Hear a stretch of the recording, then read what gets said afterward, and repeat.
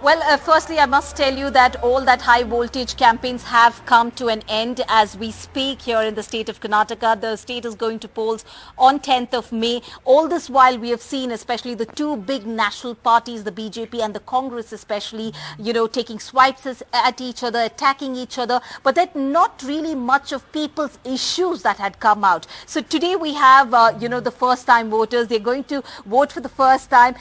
What's your good name? Rajshekhar. Rajshekhar, so you are going, how excited are you?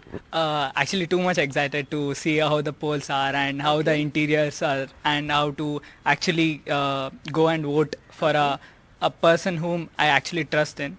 So really excited. How keenly have you been watching Karnataka elections? Have you been keenly watching Karnataka elections? Yeah, like my father is an enthusiast of Okay. this elections, and every time there is a polling, he used to switch on the news from the morning till the evening, till the polling gets over. So I have been watching through few of the election reports and all such.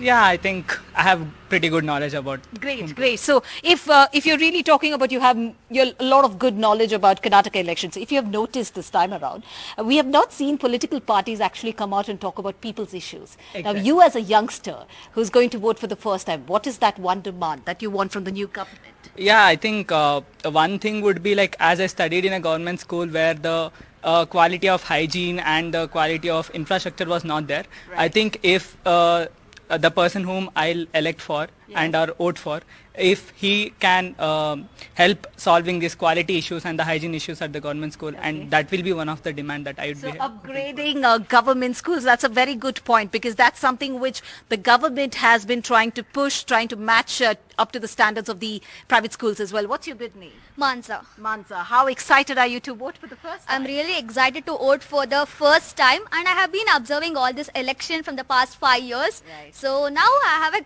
knowledge that whom to vote and how to vote and for which person to vote and who can raise our voice for the Karnataka in the parliament. That's really great, because that's the problem, especially maybe it's urban voters. If you have noticed, in the election commission, when they announced the first time the poll dates, the election commission went on to talk about the urban apathy.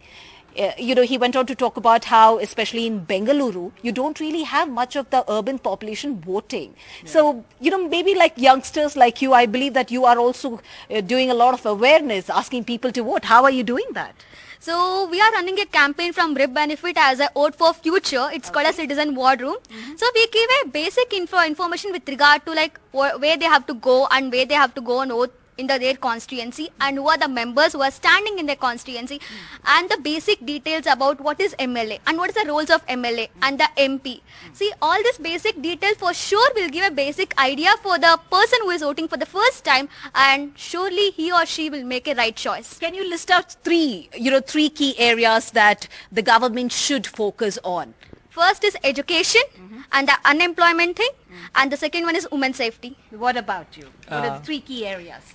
Yeah, I would say education, and the second one is, as usual, employment, and the third thing would be women empowerment. Well, that's great. In fact, the youngsters, these are the two youngsters who have been working, to spread the awareness. Because if you see, this on 29th of March, when the Election Commission went out to announce the poll dates, he did clearly highlight the fact that Bengaluru's urban apathy, in fact, the voting percentage stood just about 50 to 52%, while, as compared to the overall voting percentage of Karnataka, which stood about 74 to 76%. So now we have youngsters coming out trying to spread that awareness that please exercise your vote. And you also have these first-time voters talking about, they want to improve the standards of education, especially in government schools, and also talking about the civic infrastructure, civic woes, which need to be addressed by their MLAs.